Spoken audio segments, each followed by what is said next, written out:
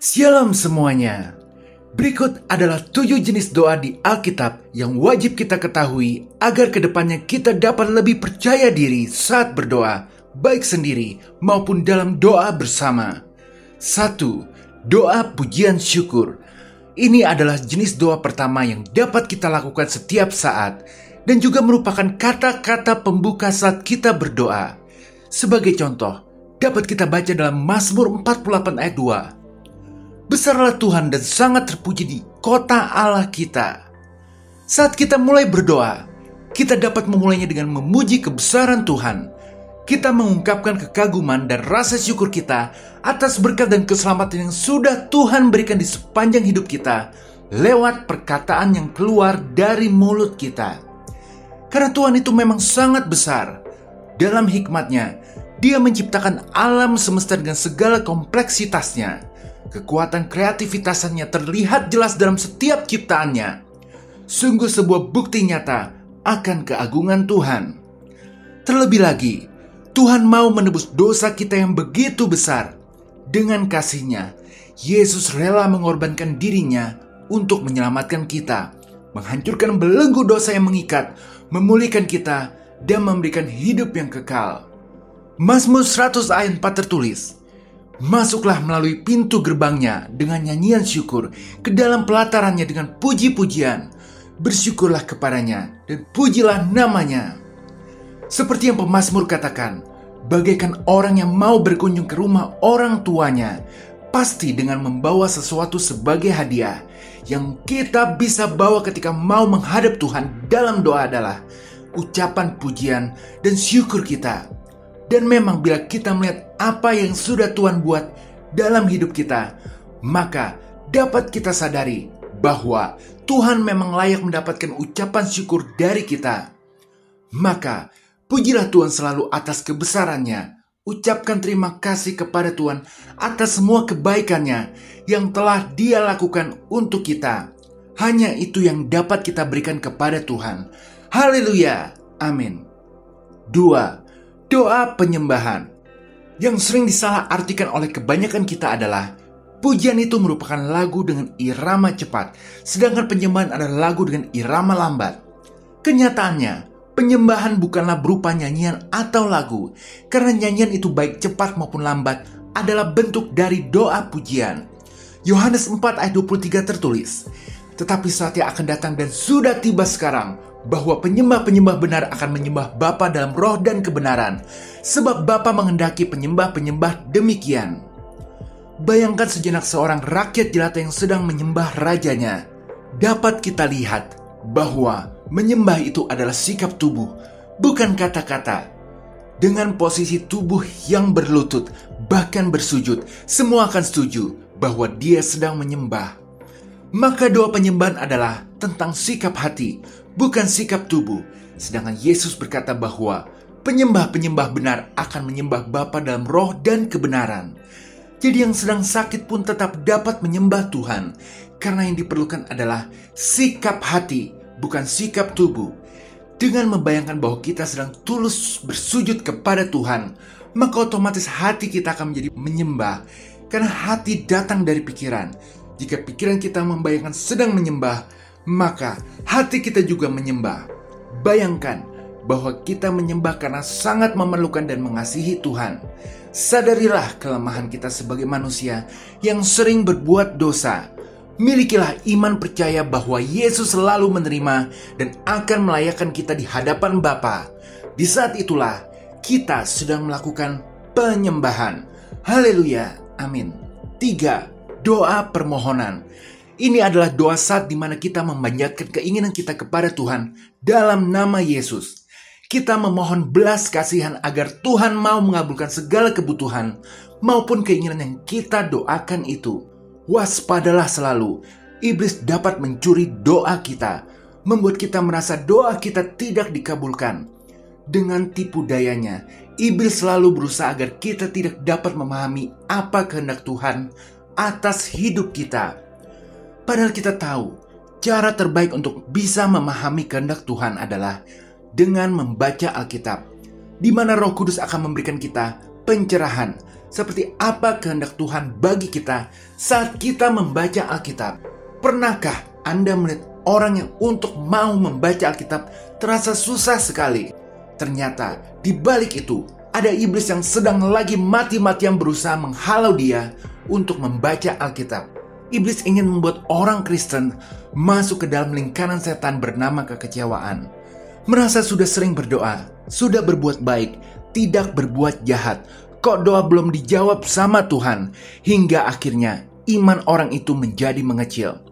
Sebab faktanya sesuai dengan ayat 1 Yohanes 5 ayat 14. Dan inilah keberanian percaya kita kepadanya, yaitu bahwa ia mengabulkan doa kita, jikalau kita meminta sesuatu kepadanya menurut kehendaknya. Bahwa keinginan yang didoakan oleh kita harus sesuai dengan kehendak Tuhan. Dan untuk mengetahui kehendak Tuhan, kita harus rutin membaca Alkitab. Lalu fakta selanjutnya adalah di ayat selanjutnya, 1 Yohanes 5 ayat 15. Dan jikalau kita tahu bahwa ia mengabulkan apa saja yang kita minta, maka kita juga tahu bahwa kita telah memperoleh segala sesuatu yang telah kita minta kepadanya. Ketika kita sudah meminta yang sesuai dengan kehendak Tuhan, maka kita harus mempercayainya bahwa kita sudah mendapatkannya. Inilah bentuk iman percaya kita. Ketika kita meminta, maka percayalah bahwa kita telah memperolehnya. Setelah itu, bersabar, tunggu waktu Tuhan tiba. Sama seperti Abraham yang tekun menanti janji Tuhan, kita harus bersabar hingga janji itu datang. Bagaikan Ishak yang akhirnya lahir bagi Abraham. Janji Tuhan pasti tergenapi. Dan tahukah Anda bahwa ketekunan menanti janji Tuhan adalah suatu kehendak Tuhan yang harus dikerjakan kita? Seperti yang dikatakan dalam Ibrani 10 ayat 36. Sebab kamu memerlukan ketekunan, supaya sesudah kamu melakukan kehendak Allah, kamu memperoleh apa yang dijanjikan itu. Haleluya, amin. 4. Doa untuk orang lain. Ketika Anda sedang mendoakan orang lain, sejatinya Anda berada di tengah-tengah sebagai perantara antara Tuhan dan orang tersebut. Seperti Abraham yang mendoakan kota Sodom agar jangan dimusnahkan Tuhan, atau seperti Musa yang mendoakan orang Israel setelah mereka melakukan kesalahan dengan membuat berhala agar Tuhan jangan menghancurkan mereka. Kita dapat berdoa bagi keselamatan orang lain juga, terutama agar orang tersebut bisa mengenal Tuhan. Karena dosa dapat mengakibatkan jarak melebar dengan Tuhan, maka mereka tidak bisa berdoa bagi mereka sendiri. Tetapi kita dapat doa bagi orang lain, juga dapat disebut sebagai doa bersyafaat, di mana kita fokus dengan apa yang dapat dilakukan Tuhan, dan kita berdoa memohon agar hati Tuhan tergerak untuk bertindak, memberikan berkat, perlindungan, atau kesembuhan bagi orang lain. Contohnya kita dapat berkata, Tuhan, berkatilah keluarga saya agar selalu hidup dalam damai dan kasih. Lindungilah sahabat saya yang sedang sakit agar lekas sembuh. Berikanlah kekuatan kepada para pemimpin bangsa agar mereka dapat memimpin dengan bijaksana. Untuk bisa menjadi pendoa syafaat, kita harus berusaha mengenal apa yang bisa menggerakkan Tuhan.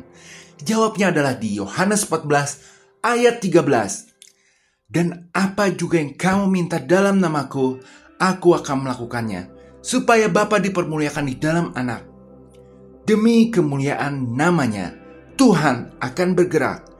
Jadi kita bisa berdoa agar Tuhan mau bertindak demi kemuliaan namanya. Seperti Abraham dan Musa, kita pun harus intim dengan Tuhan, selalu menjalin hubungan yang dekat dengannya, agar doa kita memiliki keberanian, layaknya sahabat, tetapi tetap hormat di hadapan Tuhan. Sesungguhnya, Yesus sedang berdoa syafaat untuk kita di surga sana, menjadi perantara dan pembela bagi kita di hadapan Tuhan.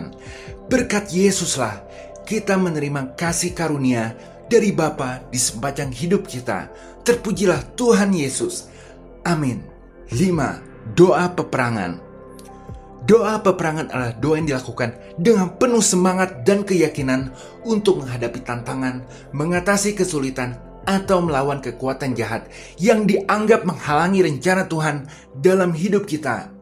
Yakobus 5 ayat 16-18 tertulis, "Karena itu, hendaklah kamu saling mengaku dosamu dan saling mendoakan supaya kamu sembuh.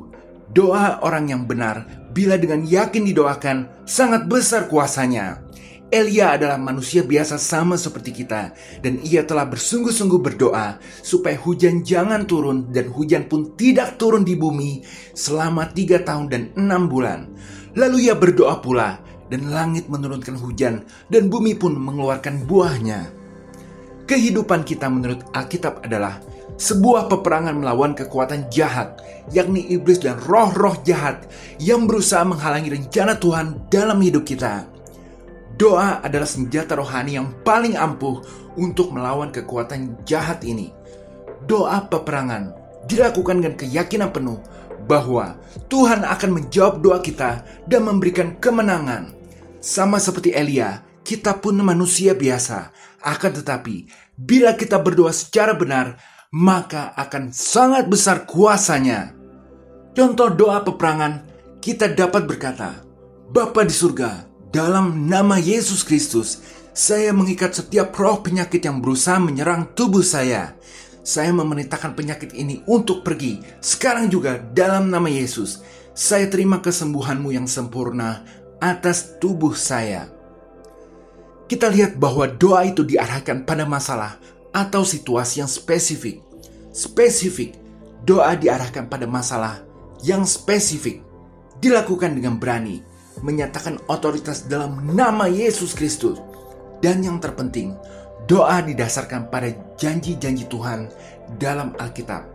Tetapi di atas segalanya yang Yesus katakan, Markus 11 ayat 22, Yesus menjawab mereka, "Percayalah kepada Allah." Kita harus percaya kepada Tuhan. Haleluya, amin. 6. Doa tidak jemu-jemu. Yesus berkata, Lukas 11 ayat 5-8. Lalu katanya kepada mereka, "Jika seorang di antara kamu pada tengah malam pergi ke rumah seorang sahabatnya dan berkata kepadanya, 'Saudara, pinjamkanlah kepadaku 3 roti, sebab seorang sahabatku yang sedang berada dalam perjalanan singgah ke rumahku, dan aku tidak mempunyai apa-apa untuk dihidangkan kepadanya.' Masakan ia yang di dalam rumah itu akan menjawab, 'Jangan mengganggu aku. Pintu sudah tertutup dan aku serta anak-anakku sudah tidur. Aku tidak dapat bangun dan memberikannya kepada saudara.' Aku berkata kepadamu, sekalipun ia tidak mau bangun dan memberikannya kepadanya, karena orang itu adalah sahabatnya, namun karena sikapnya yang tidak tahu malu itu, ia akan bangun juga dan memberikan kepadanya apa yang diperlukannya." Jadi inilah bentuk doa tidak jemu-jemu itu, bahwa kita tetap berdoa berulang kali mendoakan keinginan kita, tetap mengetuk pintu hati Tuhan agar mau mengabulkannya. Seperti perintah Yesus dalam ayat selanjutnya, Lukas 11 ayat 9-10. "Oleh karena itu, aku berkata kepadamu, mintalah, maka akan diberikan kepadamu. Carilah, maka kamu akan mendapat. Ketoklah, maka pintu akan dibukakan bagimu. Karena setiap orang yang meminta, menerima, dan setiap orang yang mencari, mendapat, dan setiap orang yang mengetok, baginya pintu dibukakan." Teruslah berdoa untuk mengetuk pintu Tuhan. Tetapi ada kalanya kita harus berhenti berdoa tidak jemu-jemu ini. Terkadang lebih baik kita menyerahkan segala beban kita ke dalam tangan Tuhan. Seperti yang dikatakan oleh Mazmur 37 ayat 5. "Serahkanlah hidupmu kepada Tuhan dan percayalah kepadanya, dan Ia akan bertindak." Ketika hati kita sudah berat sekali, sudah banyak berdoa tidak jemu-jemu, maka selanjutnya kita serahkan semuanya kepada Tuhan, dan Tuhan akan bertindak. Kuncinya ada di percaya. Ketika sudah menyerahkan ke Tuhan, kita harus percaya bahwa Tuhan mau dan sanggup menyelesaikan untuk kita. Haleluya, amin. 7. Doa berkat. Doa berkat adalah sebuah doa yang diucapkan untuk meminta berkat, perlindungan, dan bimbingan dari Tuhan. Doa ini seringkali diucapkan pada akhir sebuah ibadah, namun juga bisa diucapkan dalam berbagai situasi kehidupan sehari-hari. Bilangan 6 ayat 22-27 tertulis, "Tuhan berfirman kepada Musa, berbicaralah kepada Harun dan anak-anaknya, Beginilah harus kamu memberkati orang Israel. Katakanlah kepada mereka, Tuhan memberkati engkau dan melindungi engkau. Tuhan menyinari engkau dengan wajahnya dan memberi engkau kasih karunia. Tuhan menghadapkan wajahnya kepadamu dan memberi engkau damai sejahtera. Demikianlah harus mereka meletakkan namaku atas orang Israel, maka aku akan memberkati mereka. Inilah ucapan berkat yang diberitakan oleh Tuhan sendiri, dan kita bisa memakainya untuk memberkati orang.